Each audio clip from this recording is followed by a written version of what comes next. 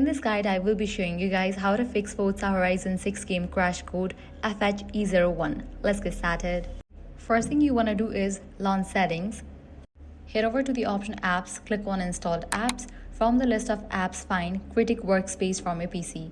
Now you will need to uninstall this. Sometimes this application can conflict with certain games and causes crashes. Once it's removed, restart your PC and try launching the game again. In many cases, this alone fixes the issue. If the problem still continues, the next thing you should do is try disconnecting any connected controllers, especially Steam controllers or third-party gamepads, before launching the game.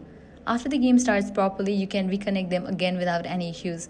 And finally, if none of these methods work, launch Steam, navigate to Library, find the game Forza, right-click on it, select the option Properties. Now navigate to the option Installed Files. Then click on the option Verify Integrity of Game Files. Steam will automatically check and repair any missing or corrupted files that may be causing the crash. Once that process is complete, restart the game and it should now run smoothly without showing the error. That's it. If this guide helped you out, do not forget to like, share, and subscribe.